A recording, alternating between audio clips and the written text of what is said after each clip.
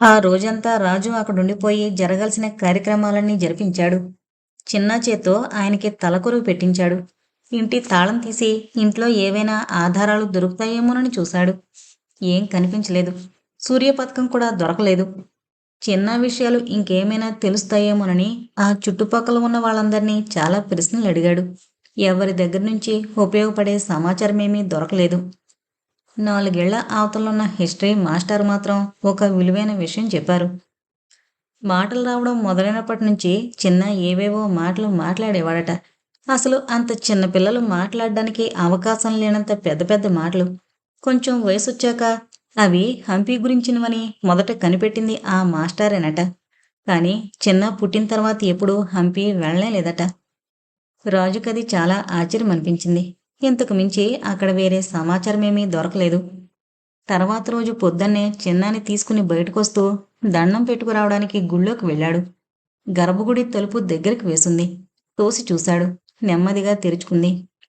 3 రోజుల నుంచి పూజ లేకపోవడం వల్ల దేవుడి మీదున్న దండలు, పువ్వులు, తమలపాకులు అన్నీ వాడిపోయి ఉన్నాయి. లోపలంతా చీకటిగా ఉంది. ఆ పక్కనే చిన్న గిన్నెలో ఉన్న సింధూరం తీసి కళ్ళకద్దుకుని తను పెట్టుకుని చిన్నాకు కూడా పెట్టాడు. చిన్న గోడకున్న స్విచ్చులతో ఆడుకుంటున్నాడు. రాజు పడుకుని దండం పెట్టి పైకి లేచేసరికి చిన్న వేసిన స్విచ్కి లైటు వెలిగి ఆ గదంతా కాంతితో నిండిపోయింది.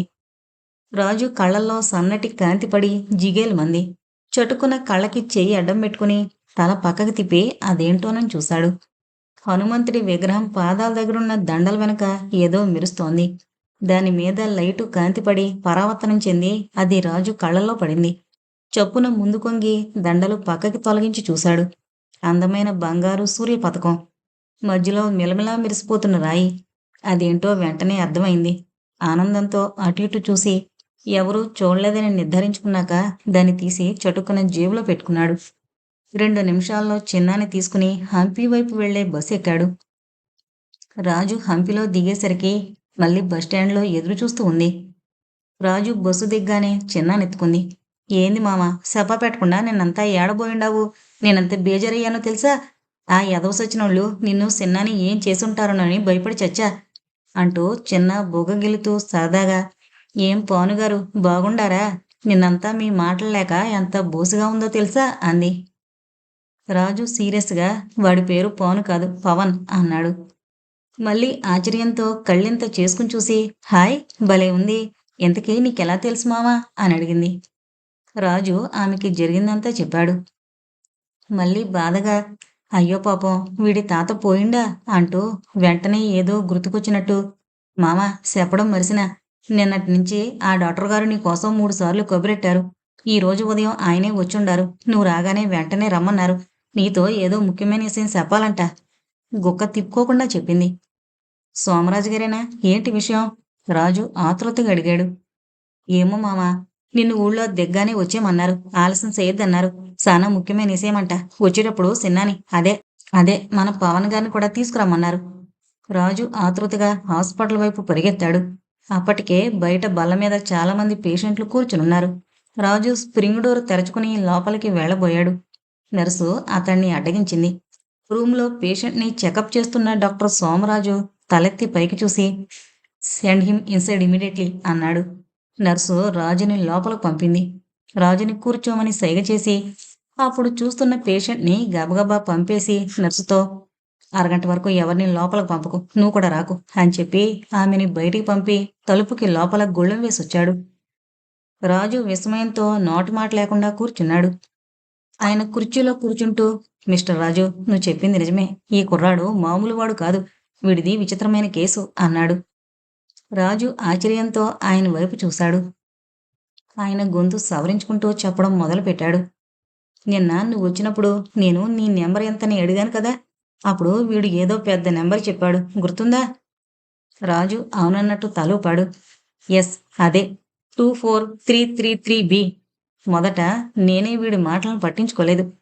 ఈ రోజు ఉదయం హాస్పిటల్కి వచ్చాక ఏదో ఆలోచిస్తుంటే అప్పుడు అనుమానం వచ్చింది. నెంబర్ చెప్తే చెప్పొచ్చు, కానీ ఆ బి అని చెప్పడం విచిత్రం అనిపించింది. సాధారణంగా ఏ హాస్పిటల్కి వెళ్ళినా పేషెంట్లకి వరుసగా సీరియల్ నెంబర్లు ఇస్తారు. మా హాస్పిటల్లో మాత్రం ఒక కొత్త పద్ధతిలో నెంబరింగ్ ఇస్తాం. ఒక కుటుంబంలోంచి ముగ్గురొస్తే వాళ్ళకి ఒకే నెంబర్ ఇచ్చి పక్కన ఏబిసి అని రాస్తాం. అలా అయితే వాళ్ళందరికీ ఆ నెంబర్ గుర్తుపెట్టుకోవడం తేలిక. అర్థమైందనుకుంటాను. ఆయన అక్కడ టేబుల్ మీద గ్లాసులో ఉన్న మంచినీళ్లు కొంచెం తాగి మళ్ళీ చెప్పడం మొదలుపెట్టాడు. అందువల్ల నాకు అనుమానం వచ్చి ఈరోజు స్టోర్ రూమ్‌లోంచి పాత కేసులన్నీ తీసి చూశాను. అప్పుడు ఈ ఫైల్‌లో దొరికింది. దీంట్లో చూశాక వీడి అమ్మ, నాన్న ఎవరో తెలిసింది అంటూ మట్టి కొట్టుకుపోయిన ఒక ఫైల్ తీసి టేబుల్ మీద పెట్టాడు. రాజు ఆశ్చర్యంతో ఎవరు డాక్టర్ అని అడిగాడు. వాళ్ళు నా పేషెంట్లు. 3 ఏళ్ల క్రితం వీడి తల్లి ప్రెగ్నెంట్. ఆమెకి రాక రాక గర్భం వచ్చింది. నా దగ్గరికి వారానికి ఒకసారి వచ్చేవారు. రాజు అపనమ్మకంగా వాళ్ళే వీడి తల్లిదండ్రులని నమ్మకం ఏమిటి డాక్టర్ అని ఆతృతగా అడిగాడు. ఆయన నవ్వుతూ పోలికలు రాజు. నిన్న నువ్వు వెళ్ళేటప్పుడు చెప్పానుగా వీడిని ఇంతకు ముందు ఎక్కడో చూసినట్టుందని. వీడిది అచ్చం వీడి తల్లి పోలిక. వీడి మొహం ఖచ్చితంగా ఆవిడ మొహంలాగే ఉంటుంది అన్నాడు. రాజు పగలబడి నవ్వాడు. ఊరుకోండి డాక్టర్. మీ దగ్గరికి 100 మంది పేషెంట్లు వచ్చిపోతుంటారు. వాళ్ళందరి మొహాలు మీకు గుర్తుంటాయా? ఉదాహరణకి నేను కూడా కొన్నేళ్ల క్రితం మీ దగ్గరకొచ్చాను. నా మొహం ఎందుకు గుర్తులేదు? ఎప్పుడో 3 ఏళ్ల క్రితం వచ్చిన వీడి తండ్రి మొహం ఎందుకు గుర్తుంది? ఎందుకంటే ఆ మహానుభావుడు నా కొడుక్కి ప్రాణదానం చేశాడు కాబట్టి. రాజు టక్కున నవ్వి ఆపేశాడు. ఆయన మొహంలోకి అయోమయంగా చూశాడు. నిజమే రాజు. 3.5 ఏళ్ల క్రితం నా ఒక్కగానొక్క కొడుక్కి యాక్సిడెంట్ అయింది. వాడు బండి మీద విపరీతమైన స్పీడ్‌లో వెళుతూ బ్యాలెన్స్ తప్పి చెట్టుని గుద్దేశాడు. అక్కడ గుమిగూడిన జనం వాడిని గుర్తుపట్టి ఇక్కడికి తీసుకొచ్చారు. అప్పటికే వాడికి తలకి దెబ్బ తగిలి చాలా రక్తం పోయింది. మా వాడిది బాంబే బ్లడ్ గ్రూప్. నీకు తెలీదేమో, అది చాలా అరుదైన గ్రూప్. 1,00,00,000 మందిలో ఒకళ్ళకో ఇద్దరికో ఉంటుంది. ఆ టైంలోనే సరిగ్గా వీడి తల్లి, తండ్రి ఇక్కడికొచ్చారు. అప్పటికే వాళ్ళు నా పేషెంట్లు. వీడి తండ్రిది అదే గ్రూప్ రక్తం. సంగతి తెలిసిన వెంటనే ఆయన ముందుకొచ్చి 1 కాదు, 2 కాదు, ఏకంగా 3 యూనిట్ల రక్తం ఇచ్చారు. సాధారణంగా ఎవరూ 1 యూనిట్ దాటి ఇవ్వరు. కానీ ఆ రోజు ఆయన చేసిన త్యాగమే నా కొడుకుని బతికించింది. అప్పట్నుంచి నా కొడుకుని చూసినప్పుడల్లా ఆయనే గుర్తుకొస్తాడు. వాడు పుట్టింది నా రక్తం పంచుకునే అయినా ఇప్పుడు వాడి ఒంట్లో ప్రవహించేది ఆ మహానుభావుడి రక్తమే. ఆయన రాజు మొహంలోకి చూస్తూ ఇంకో ముఖ్యమైన విషయం రాజు. మొన్న వీడి రక్తం పరీక్షకి తీసుకున్నాం కదా, అది కూడా బాంబే గ్రూపే. ఈ ఆధారాలన్నీ చాలవా రాజు? వాడు ఆయన కొడుకే అని చెప్పడానికి? రాజుకు కూడా ఆశ్చర్యమేసింది. కానీ మనసులో ఎక్కడో ఓ మూల ఇంకా సంశయం మిగిలే ఉంది. తను పూజారి దగ్గర విన్న విషయాలు డాక్టర్‌కి చెప్పకుండా అమాయకంగా, సరే డాక్టర్, వాళ్ళే వీడి తల్లిదండ్రులు కావచ్చు. కానీ వీడు ఆ నెంబర్ చెప్పడంలో మీరు ఇందాకన్నట్టు చిత్రమేముంది? వాళ్ళ అమ్మానాన్నలతో మీ దగ్గరికొచ్చినప్పుడు వినుండొచ్చుగా అన్నాడు. ఆయన నవ్వుతూ, అదే చిత్రం రాజు. వాళ్ళమ్మ గర్భవతిగా ఉన్నప్పుడు అస్తమానం వచ్చేవారు. పురుడు కూడా ఇక్కడే పోసుకుంటాము అనేవారు. ఎందుకో కానీ సరిగ్గా 10వ నెలకి 2 వారాల ముందు నుంచి రావడం మానేశారు. అంటే వీడు పుట్టాక ఒక్కసారి కూడా రాలేదు. మరి వీడికి ఈ నెంబర్ ఎలా తెలిసింది? కావాలంటే ఇదిగో చూడు. చివరిసారిగా 3 ఏళ్ల క్రితం ఆగస్టు 15వ తారీఖునొచ్చారు అంటూ ఆయన రాజుకి ఆ ఫైల్ ఓపెన్ చేసి చూపించారు. ఆ డేటు వినగానే రాజుకి చప్పున పూజారి చెప్పింది జ్ఞాపకం వచ్చింది. వెంటనే వీడి తల్లి పేరేమిటి డాక్టర్ అని అడిగాడు. ఆయన ఫైలు చూసి మిసెస్ సుగుణ అన్నాడు. రాజుకి మతిపోయినంత పనైంది. సందేహం లేదు. వీడి తల్లిదండ్రులు వాళ్లే. కానీ ఇప్పుడు ఈ వివరాల వల్ల తనకొచ్చిన లాభమేమిటి? వీడి తల్లిదండ్రుల గురించి పూజారి చెప్పనే చెప్పాడు. ఎలాగూ వాళ్ళు చనిపోయారనే సంగతి తెలుసు కదా. ఇప్పుడు కొత్తగా తెలిసింది ఏంటంటే వాళ్ళు ఈ డాక్టర్ దగ్గరికి వైద్యానికొచ్చేవారు. వీళ్ళ అబ్బాయికి రక్తం ఇచ్చారు. ఈ వివరాలు తనకి అంతమాత్రం పనికిరావు. అందుకే అతడు ఆ వివరాలపైన పెద్ద శ్రద్ధ పెట్టలేదు. అంతకన్నా ముఖ్యమైంది తన ముందున్న సమస్య. సరే డాక్టర్, వీడిలా పెద్ద పెద్ద మాటలు మాట్లాడడానికి కారణం ఏంటంటారు? డాక్టర్ ఒక్క నిమిషం ఆలోచించి, అదే నాకు అంతుపట్టడం లేదు రాజా. నువ్వు నారాయణ గణపతి గురించి చెప్పినప్పుడు నేను దబాయించాను కానీ వీడు ఈ కేసు నెంబర్ చెప్పాక నాకే మతిపోయింది. పోనీ వేరే ఎవరైనా వీడికి ఈ నెంబర్ చెప్పారేమో అనుకున్నా. వీడి తల్లిదండ్రుల నెంబర్ వేరే ఎవరికీ తెలిసే అవకాశమే లేదు. ఇది లాజిక్ అందని విషయం. రాజు ఒక్క నిమిషం ఆలోచించి ఏదో రహస్యం చెప్తున్నట్టుగా ముందుకొంగి, పోనీ ఏదైనా ఆత్మ వీడిని ఆవహించడమో, లేకపోతే సినిమాల్లో చూపించినట్టుగా వీడికి పునర్జన్మ గుర్తుకు రావడమో, ఇలాంటివేమైనా జరుగుతున్నాయంటారా డాక్టర్ అని అడిగాడు. ఆయన నవ్వాడు. నువ్వు చెప్పిన రెండింటినీ వైద్యశాస్త్రం ఒప్పుకోదు రాజు. ఇవన్నీ మేం సపోర్ట్ చేయడం మొదలు పెడితే ఇంకా జనాలు మా దగ్గరికి రావడం మానేసి భూత వైద్యుల వద్దకే వెళతారు. రాజుకి ఇంకేం అడగాలో అర్థం కాలేదు. నిరాశగా కుర్చీలోంచి లేవబోతుంటే ఆయన, ఇంకో విషయం రాజా, ఇందాక పూర్వజన్మల గురించి, ప్రేతాత్మల గురించి నువ్వు అడిగిన ప్రశ్నకి నా దగ్గర సమాధానం లేకపోవచ్చు. కానీ నీకు సహాయం చేయగలిగే ఒక మనిషి ఉన్నారు. ఎవరు డాక్టర్? డాక్టర్ భగవతం, సైకియాట్రిస్ట్, నా ఫ్రెండు. హొస్పేట్లో ఆయన క్లినిక్ ఉంది. ఆయనకి ఈ దెయ్యాలు, భూతాలు, పునర్జన్మలంటే చాలా నమ్మకం. వాటి మీద చాలా రీసెర్చ్ కూడా చేశాడు. ఆయన దగ్గరికి వెళితే ఈ కుర్రాడి విచిత్రమైన ప్రవర్తన గురించి నీకెంతో కొంత ఉపయోగపడే సమాచారం దొరకొచ్చు. రాజు ఆయన దగ్గర భగవంతం అడ్రస్ తీసుకుని ఆయనకి కృతజ్ఞతలు చెప్పి బయటికి నడుస్తుంటే, వీడి తల్లిదండ్రుల గురించి వివరాలు ఏమైనా తెలుసుకో రాజా, నీకు ఎంతో కొంత ఉపయోగపడచ్చు అన్నాడు. రాజు నవ్వుకున్నాడు. ఇంకెక్కడి తల్లిదండ్రులు, వాళ్ళు ఎప్పుడో పోయారు అని మనసులో అనుకుని, ఆయన్ని నిరాశపరచకూడదు అన్న ఉద్దేశంతో, మీ దగ్గర వీడి తల్లిదండ్రుల అడ్రస్ ఏమైనా ఉందా డాక్టర్ అని అడిగాడు. ఆయన ఉత్సాహంగా ఆ ఫైలు తీసి చూసి, పూర్తి అడ్రస్ లేదు రాజా, పోలేరమ్మ బెట్ట అని మాత్రం రాసుంది అన్నాడు.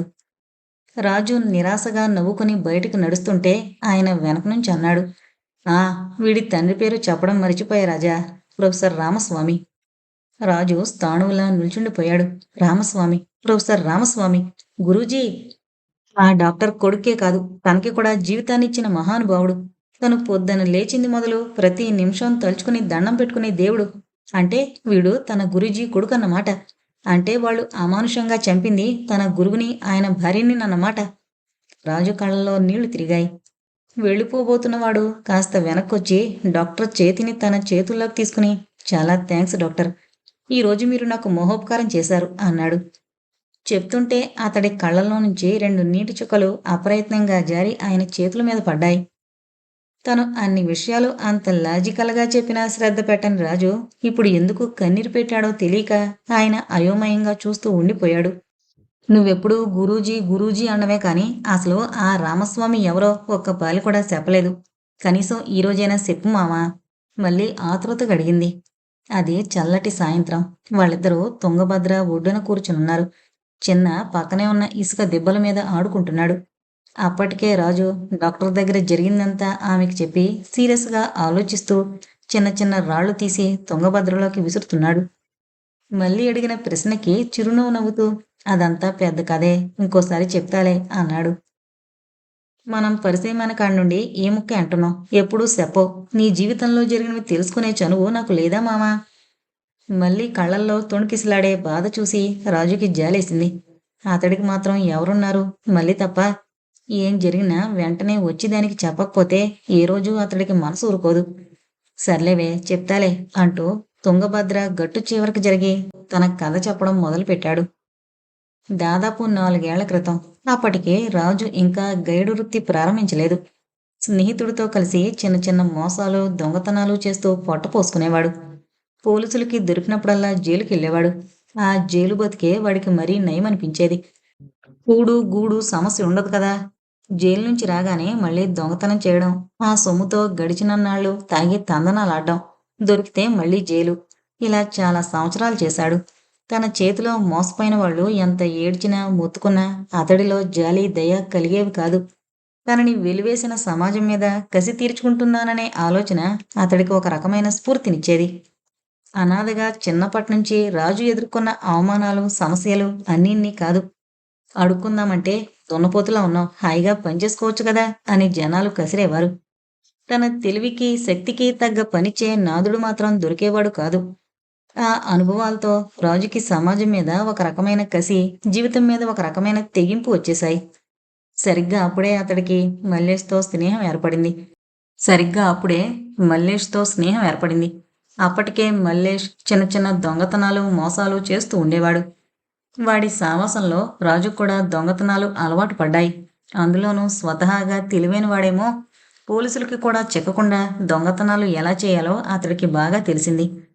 ఒక అమావాస్య రోజు రాత్రి రాజు, మల్లేష్ కలిసి కృష్ణప్ప అనే రైతింట్లో 8,000 రూపాయలు దొంగతనం చేశారు. రాజు మల్లేష్కి డబ్బిచ్చి పంపించేసి తను తీసిన ఇంటి తలుపు చెక్క గడియ బయట వైపు నుంచి చిన్న ఊచతో వేయడానికి ప్రయత్నిస్తున్నాడు. సరిగ్గా అప్పుడే సెకండ్ షోకి వెళ్ళొస్తోన్న 10 మంది రైతులు అతన్ని చూసి దొంగ దొంగ అని అరిచి మీద పడ్డారు. 10 మంది ఒకేసారి కలియబడేసరికి రాజు తప్పించుకోలేకపోయాడు. అక్కడికి నలుగురైదుగురిని కొట్టి పారిపోబోయాడు. ఈలోపు చుట్టుపక్కల ఇళ్లల్లో ఉంటున్న రైతులందరూ ఒకేసారి అతడి మీద పడి పట్టుకుని చెట్టుకేసి కట్టేశారు. ఈయన్ని వెంటనే తీసుకుపోయి పోలీస్ స్టేషన్లో పడేద్దాంరా అన్నాడొకడు. దొరక్క దొరికాడ్రా నాయాలు, ఈయన్ని వదిలేది లేదు. ఈ రాత్రికి అందరం కలిసి రేవెట్టేద్దాం. ఓ చెయ్యో కాలో తీసేసి పొద్దున్నే స్టేషన్లో పడేస్తే ఇంకెప్పుడు ఏ దొంగన కొడుకు మన వీధి వైపు రావడానికి సాహసించడు అన్నాడు ఇంకొకడు. ఈలోపు కృష్ణప్పొచ్చి, ముందు ఈడి జేబులు ఎతికి ఆ సొమ్ము తీయండ్రా. పోయిన సొమ్ము నాది 8,000. ఈయన్ని పోలీసులకు అప్పచెప్తే తంతారేమో కానీ పోయిన సొమ్ము తిరిగి రాదుగా. మళ్ళీ ఆ సొమ్ములు తెచ్చుకోవాలంటే ఒక్కొక్క నాయాలకి కోడిని మేపినట్టు లంచం మేపాలి అని అరిచాడు. వాళ్ళు రాజు జేబులన్నీ గబగబా వెతికారు. 30 రూపాయలు దొరికాయి. సొమ్ము ఏడబెట్టావో చెప్పు బే అంటూ ఒకడు రాజు చెంప మీద పిడిమని కొట్టాడు. నాతో వచ్చినవాడు పట్టుకుపోయాడు. రాజు ఎంతో నిర్లక్ష్యంగా సమాధానం చెప్పాడు. ఏందిరా మా చెవిలో పువ్వులు పెడుతున్నావా అంటూ పొట్టలో మోకాలతో బలంగా తన్నాడు ఇంకొకడు. అమ్మా అని పెద్ద కేక పెట్టాడు రాజు. కృష్ణప్ప ఆవేశంగా ముందుకొచ్చి, ఈ ఎదవకి అమ్మ గుర్తుకొచ్చిందిరా. ఆ ఎత్తుకుపోయిన ఫ్రెండ్ ఎవడో వచ్చే వరకు ఈయన్ని చితక్కొడదాం. ఆడు ఎందుకు రాడో చూద్దాం అంటూ రాజు జుట్టు పట్టుకుని ఆ చెంప ఈ చెంప వాయించాడు.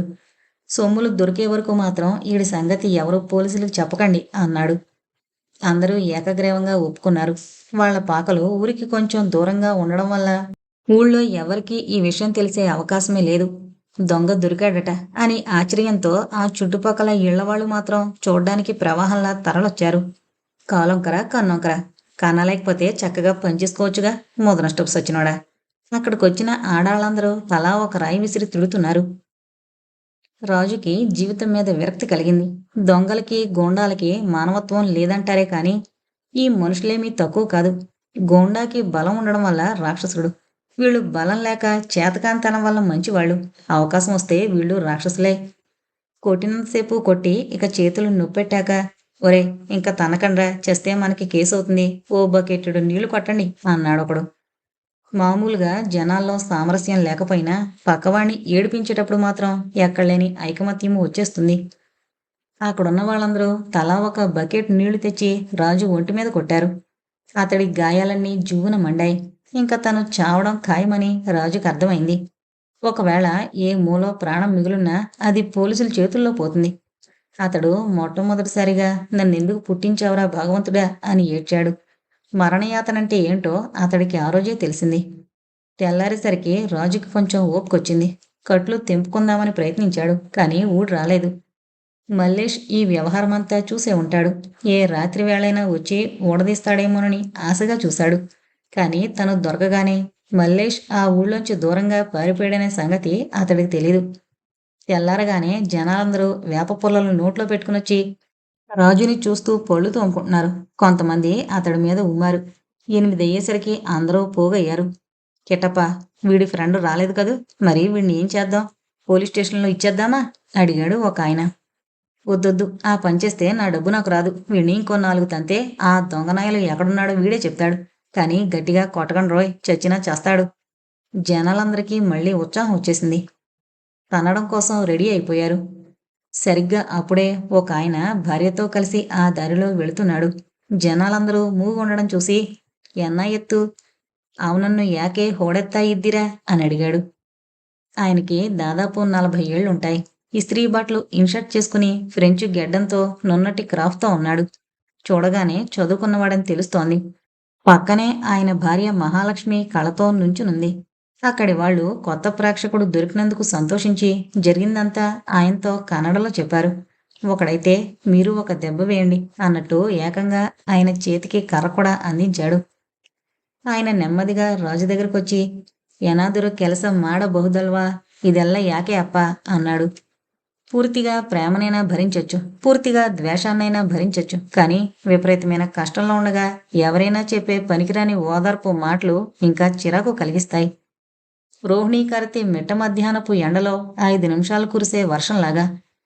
రాజుకి ఒళ్ళు మండిపోయింది. నువ్వొక్కడవే తక్కువ ఇప్పుడు. కొట్టేసిపోక ఈ సుత్తంతా ఎందుకురా తెలుగులో నిర్లక్ష్యంగా అన్నాడు.